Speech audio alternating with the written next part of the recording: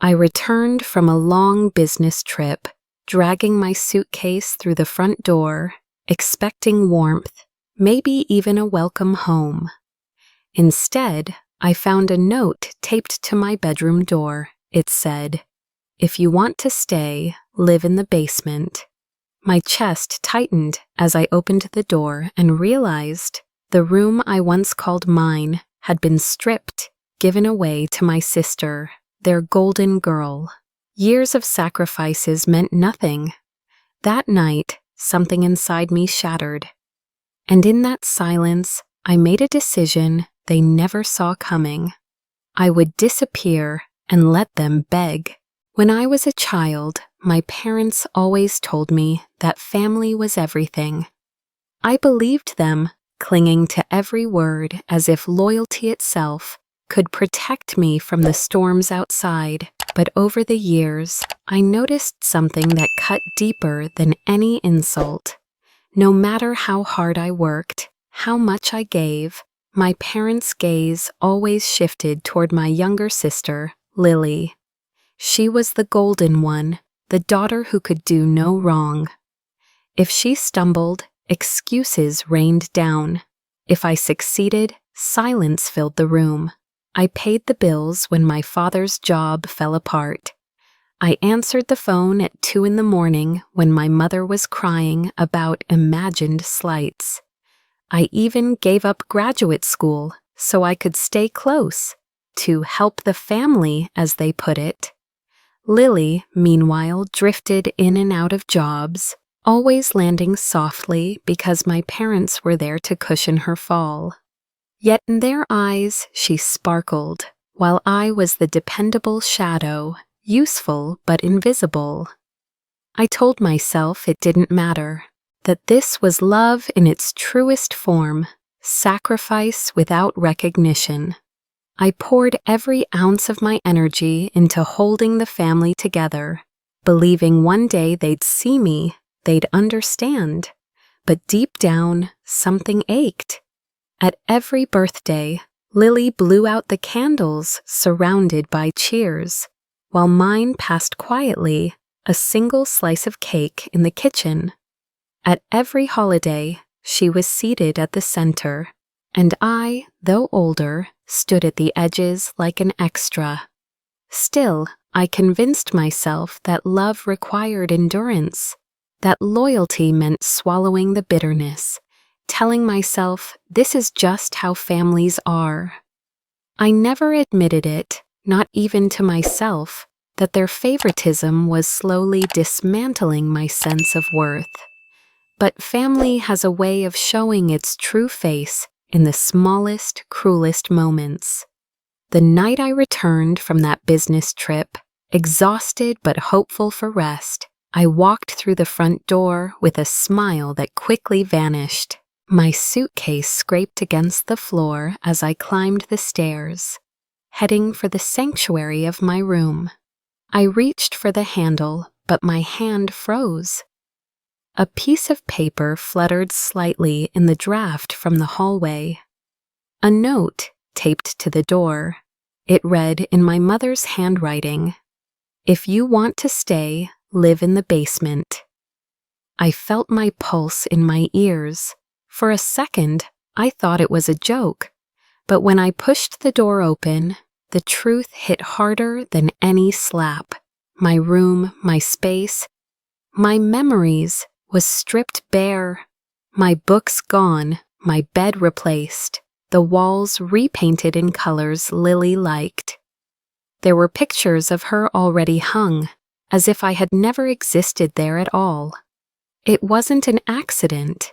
They had planned it. While I worked late nights to support myself and sometimes them, my parents had emptied my sanctuary and handed it to Lily. And in their eyes, the basement, a damp, windowless pit where old boxes rotted, was now suitable for me. I stood in the doorway, the paper still trembling in my hand. I wanted to scream, but no words came. I wanted to demand an explanation, but I already knew the answer. I was useful until I wasn't. I was valuable only when I gave, never when I needed. As I turned away, numb, a thought struck me, a flicker of something darker. My wallet was lighter than it should have been. I checked my bank account later that night, and the floor seemed to fall beneath me. Transactions I had never made. Withdrawals in amounts too precise to be mistakes. Loans opened under my name. My parents hadn't just taken my room. They had taken my identity, my financial future, as if my existence was theirs to consume. For years, I thought the betrayal was subtle, hidden behind favoritism and small cruelties. But that night, the mask fell completely. They hadn't only pushed me into the basement. They had pushed me out of the family. I sat on the edge of what used to be my bed, now dressed with Lily's pillows, and felt the weight of years pressing down. All those sacrifices, missed chances, long nights, broken dreams, meant nothing to them. I was not their daughter in their eyes, not truly. I was their servant. And still, part of me broke for wanting them to love me. That ache was the cruelest part. Even as they betrayed me, I yearned for their approval. But another part of me, buried and quiet until then, began to stir. It whispered that this was not love, that loyalty to people who saw me as disposable was nothing more than a cage. If you've ever walked into a room you once called your own and found it erased, if you've ever discovered that your trust had been traded for convenience, you'll understand the silence that fell over me. It wasn't the silence of defeat, it was the silence before a storm. Because in that moment I realized, love built on sacrifice without respect isn't love at all. It's a trap. And the basement, it was never meant for me. I didn't scream. I didn't throw the note back into their faces or demand my room returned. Rage boiled inside me, but it was wrapped in a strange, icy calm. Words wouldn't change them. Shouting wouldn't turn blind eyes into seeing ones. So instead, I rolled my suitcase down the hallway, down the stairs, and out the front door without a sound. The house behind me loomed like a tomb, filled with echoes of sacrifices no one remembered. I didn't slam the door. I didn't look back. I just left. But I wasn't walking into nothingness. Months before, while they leaned on me for money and attention, I had quietly prepared a secret escape. Tucked away on the coastline, 30 minutes outside the city, was a small apartment no one in my family knew about. I had signed the lease under a name they never bothered to learn, my middle name, and furnished it slowly, piece by piece, with the money they didn't drain. It was my sanctuary, my safety net. When I turned the key that night, the door opened to golden light, spilling across hardwood floors. The air smelled of salt and ocean. The waves outside crashed gently, steady and eternal, unlike the chaos I had left behind. My suitcase thudded against the wall as I set it down, and for the first time in years, I inhaled without weight, pressing against my lungs. The contrast was jarring. The basement they had assigned me was a pit of mildew and shadows, a place meant to break me. But here every corner of the apartment breathed freedom. White curtains rippled in the sea breeze. My books rested on clean shelves. A balcony stretched toward the horizon, where the sun dipped into the ocean like a promise that life could begin again. I sank into the couch and let the silence wrap around me. Not the suffocating silence of rejection, but the soothing quiet of safety. My heart slowed. My hands stopped trembling. For the first time since I saw that note, I allowed myself to close my eyes and imagine a world where my worth wasn't determined by how much I gave to people who only took, but silence, assaults, I knew is not the absence of power. Sometimes it is power itself, and the silence of my leaving would echo louder in my parents' ears than any argument ever could. They would look for me. They would wonder why their calls went unanswered, why the money no longer arrived, why their dependable shadow had suddenly vanished. And that silence would drive them mad.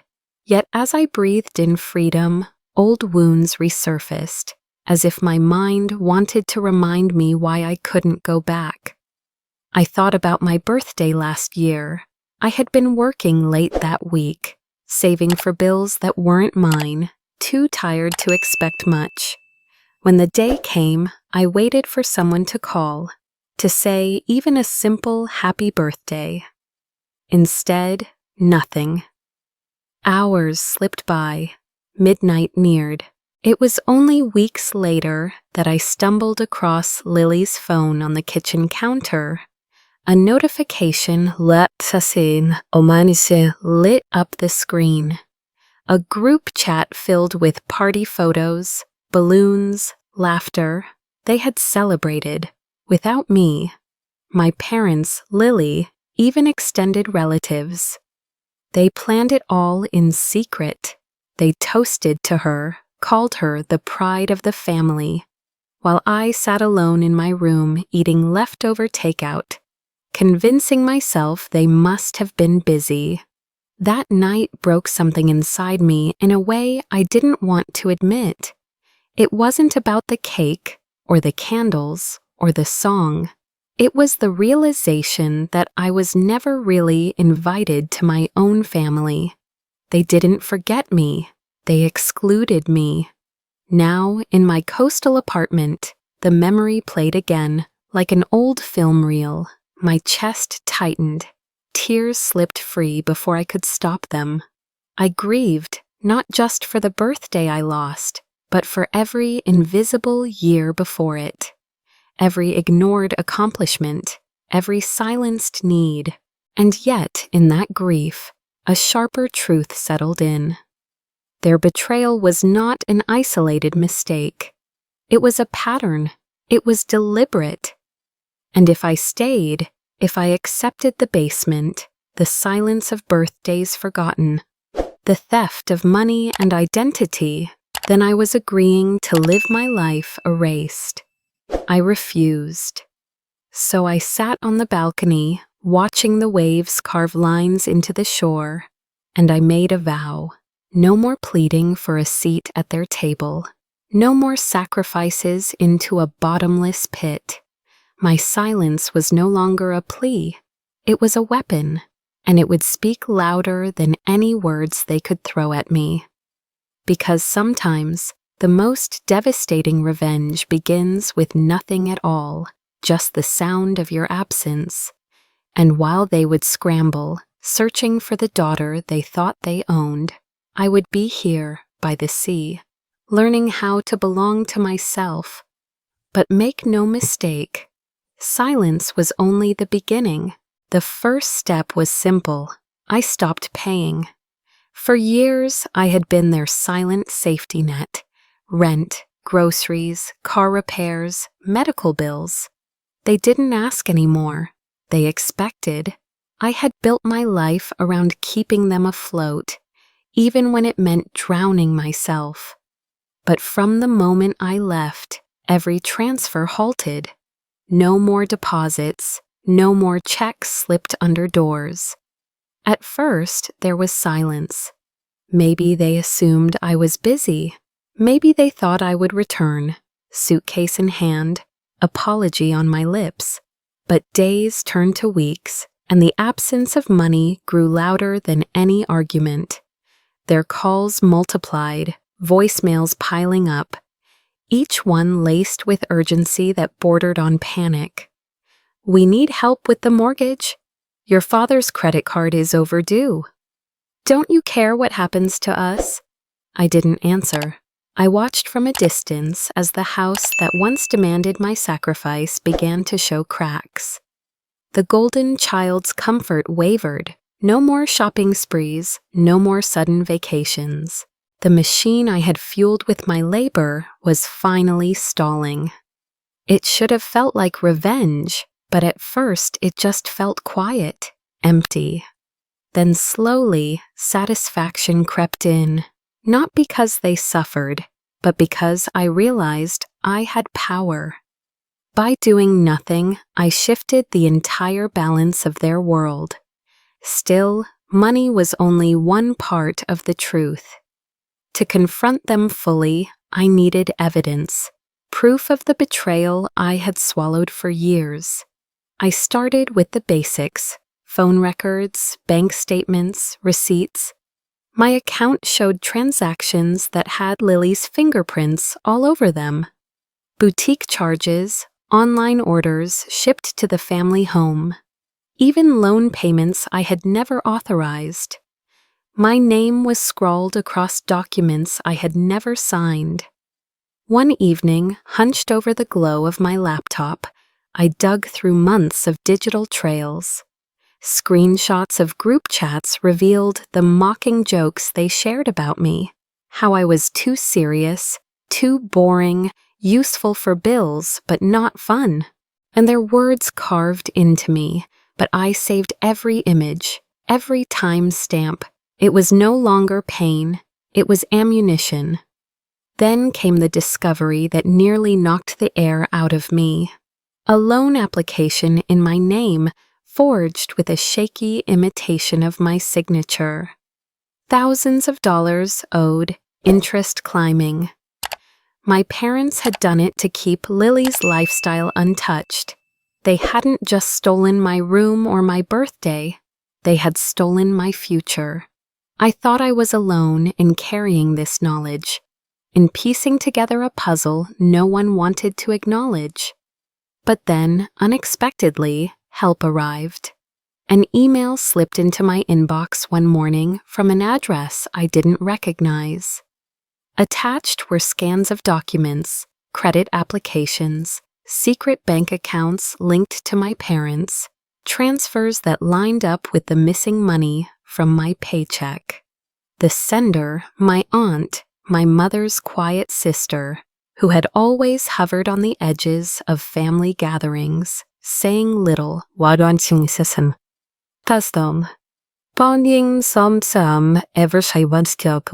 Her message was brief. I know what they've done. I can't say it aloud, but you deserve to have this. I stared at the screen, hands trembling. For so long, I had believed I was fighting alone, unseen, unheard. Now, someone had stepped into the shadows beside me. Tears blurred the words until I couldn't read them anymore. Not because the betrayal hurt less, but because, for the first time, I wasn't entirely alone in bearing it. I wept in that apartment overlooking the sea, the sound of waves muffling my sobs. I wasn't just gathering evidence anymore. I was gathering allies. Each file, each screenshot, each note was a brick, and together they were building a fortress I could finally stand behind. The Hannah who had once begged for scraps of attention was gone. The woman staring at those files was patient, deliberate, and armed with truth. And while my family spiraled in confusion, desperate for money, desperate for control, I sat quietly in my coastal haven, stacking proof upon proof, waiting for the moment to strike. Because every lie they told, every theft they committed, every betrayal they thought hidden was now in my hands. And the more evidence I gathered, the more I realized. Silence was no longer just my weapon, it was my stage. The more evidence I gathered, the more firmly I held control in my hands. Christmas had always been their stage. The house glittered with lights, Garlands wound across the staircase, and a tree towered in the corner with presents stacked high.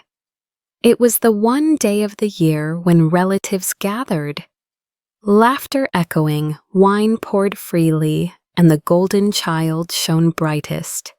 For years, I had played my part on the sidelines, smiling politely while my parents boasted of Lily's minor accomplishments and ignored my sacrifices. But this Christmas, I arrived with something different. I arrived with truth. I walked in quietly, a smile tugging at my lips, not the brittle smile of old, but something sharper, steadier. My parents blinked in surprise. Lily smirked as if to say, "You actually came?" And my relatives leaned forward, already waiting for drama. Dinner passed in polite chatter until my father, perhaps emboldened by wine, raised his glass and toasted Lily. "To our pride and joy, the one who carries this family." My stomach turned, but I didn't flinch. Instead, I set my fork down, pulled a slim folder from my bag, and placed it on the table. The room hushed. Inside were the documents I had gathered. Forged loans, unauthorized withdrawals, group chats dripping with disdain, screenshots projected onto my tablet for everyone to see. Gasps rippled across the table as relatives leaned closer, eyes widening. My mother's face paled, my father's jaw clenched, but the real twist came not from me, but from Lily. She lunged for the folder, shouting, "You weren't supposed to see that!" Her outburst silenced the room. In her desperation, she confessed what she should have hidden. How she had used my name to buy luxuries, how my parents had helped her cover it, how they had laughed behind my back. She revealed more in 30 seconds of panic than I ever could have in hours. The room erupted. Aunts and uncles muttered in disbelief. Cousins stared at her as though she were a stranger. Lily's mask cracked, and for the first time, everyone saw the rot beneath the golden glow. I sat still, calm, letting the evidence and her own words do the work. My silence was louder than any accusation. But even as her facade crumbled, I knew my parents weren't finished. They never surrendered. They shifted. They tried the oldest tactic in their arsenal, rewriting the story. "Hannah is exaggerating," my mother stammered. "She's always been dramatic. You know how she is." My father leaned forward, voice booming. "She abandoned us. We gave her everything, and she left us to suffer. She's ungrateful." The flying monkeys came next. Relatives who once laughed at Lily's jokes now attempted to soothe the scene, parroting my parents' excuses, trying to contain the fallout. But they underestimated how much I had prepared. Because while my parents spread their lies, others rose to speak on my behalf. My coworkers who had seen me work 2 jobs to cover bills. Friends who knew the truth of my birthday passed in silence. Even my aunt, the one who had sent me the evidence, finally stepped forward and said, "Enough. I've watched this family use her for years." The weight of their words shifted the air. No longer was I alone at the table. Their voices amplified mine, and suddenly the flying monkeys fell silent, realizing their efforts only made the truth more obvious. It wasn't victory I felt, not the sweet rush of revenge people imagine. It was heavier than that. As the lies unraveled, I didn't feel triumph. I felt sorrow that it had come to this, that proof was needed for anyone to believe me, that years had been wasted in silence. I leaned back in my chair, exhaling slowly, not because I had won, but because at last the truth stood bare in the light. Around me, the chatter fractured into whispers. Some relatives avoided my parents' gaze, ashamed of their own complicity. Others shook their heads, no longer dazzled by Lily's shine. My parents sat rigid, their power dimming before my eyes. But even as the room shifted, I knew this wasn't the end. Their pride was too sharp, their need for control too deep. Exposed, yes, but not defeated. And in their desperation, I knew they would strike again. Because people like them never accept the fall. They claw, they scheme, they grasp at the scraps of control until nothing remains. And as I rose from the table, gathering my folder, I felt it in my bones. Justice was near, but one final battle still waited. Justice was drawing near, but one final blow remained. In the weeks after Christmas, the glittering illusion that once surrounded Lily began to crumble. Her friends, the ones who had adored her for her charm and confidence, started to drift away. They had seen too much, heard her confession, watched her panic in front of the family. Secrets whispered in private now echoed in public. People she had mocked behind closed doors no longer answered her calls. The pedestal my parents had built for her cracked, and she slipped from its height with startling speed. Her boyfriend, who had basked in the glow of her golden child status, ended things abruptly.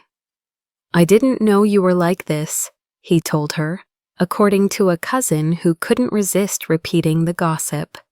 He walked away not just from her, but from the family dinners, the vacations, the staged photos that once showcased perfection.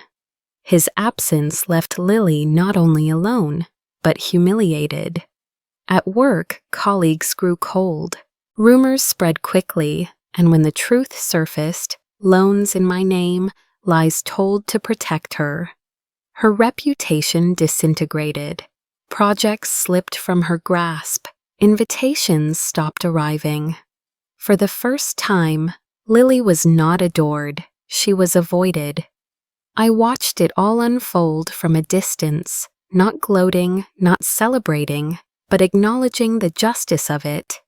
The golden child who had lived off my sacrifices, who had smiled while I carried her burdens, finally felt the ground give way beneath her.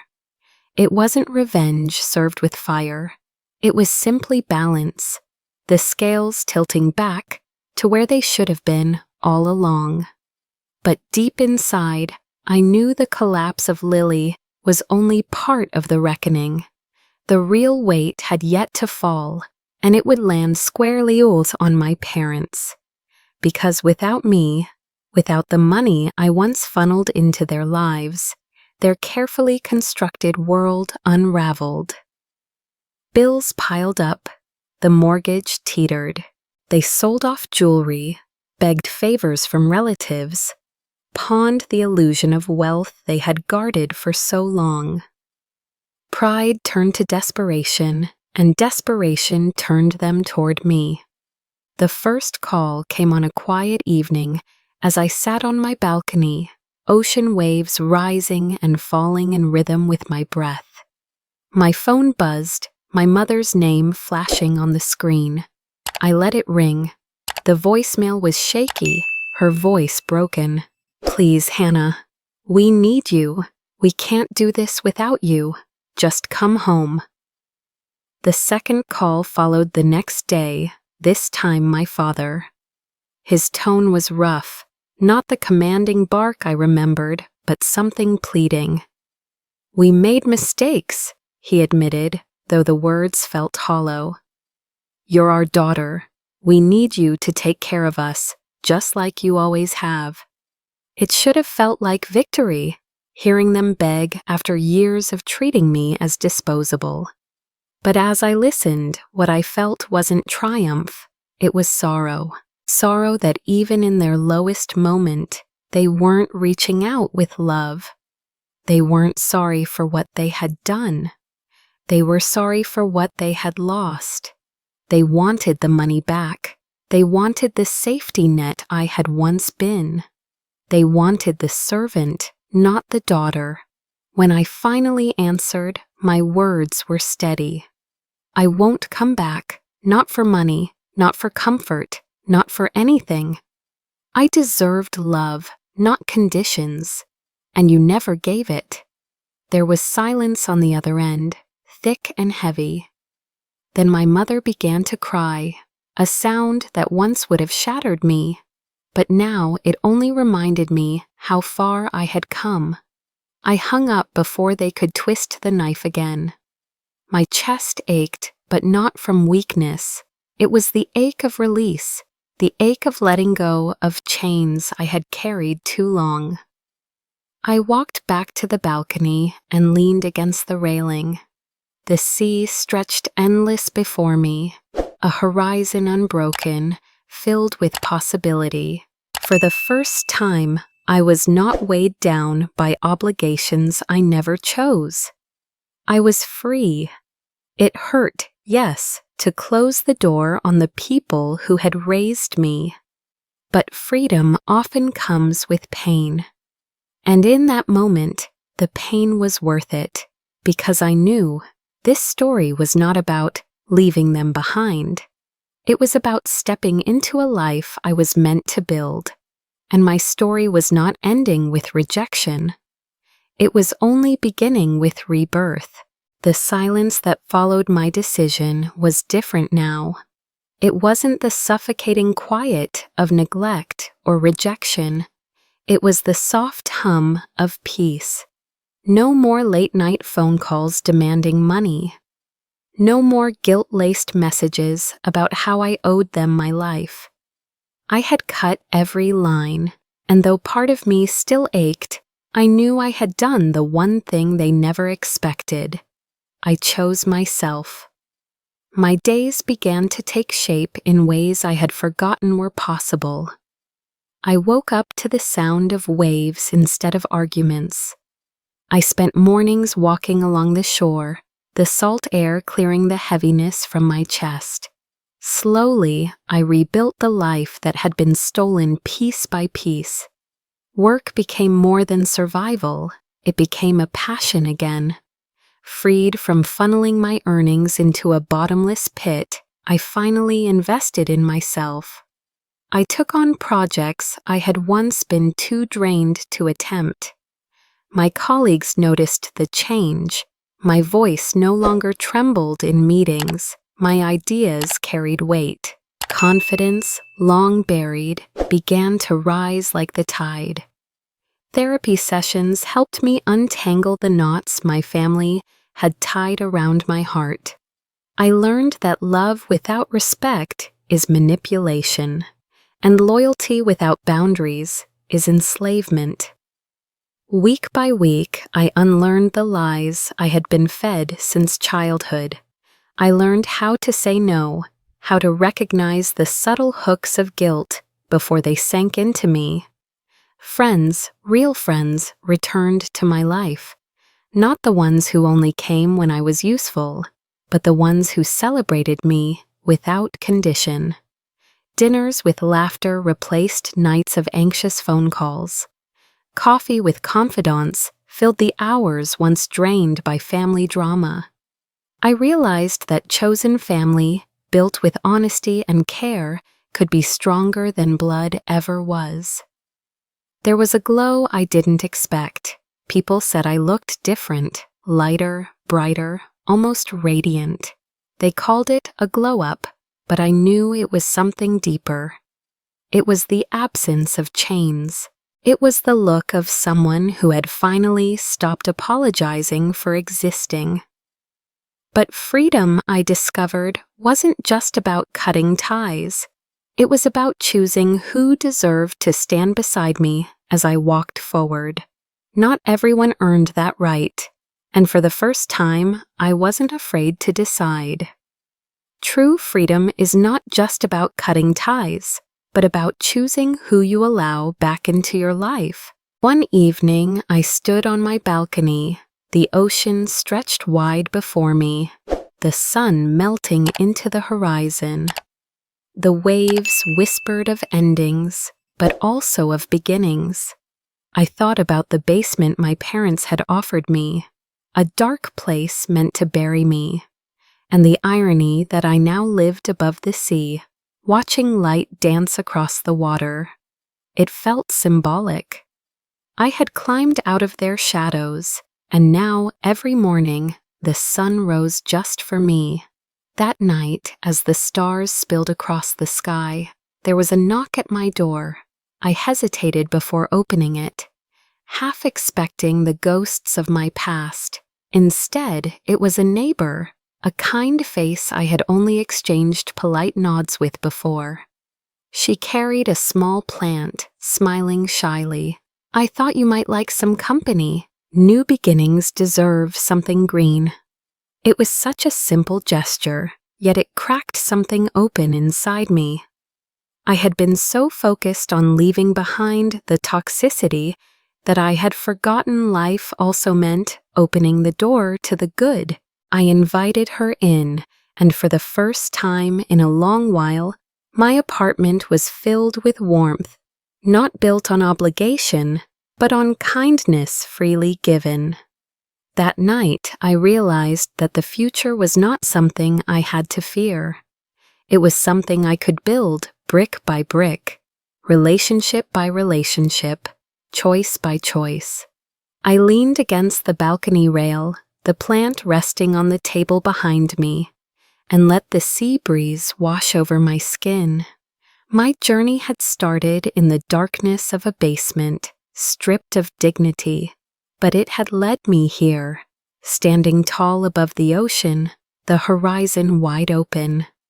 I was no longer the forgotten daughter. I was no longer the servant of a family that fed on me. I was a woman who had chosen herself, who had walked through betrayal and emerged whole. And as the waves rolled endlessly, I knew one thing with absolute certainty. I hadn't just escaped the darkness of my family. I had learned how to shine brilliantly for myself.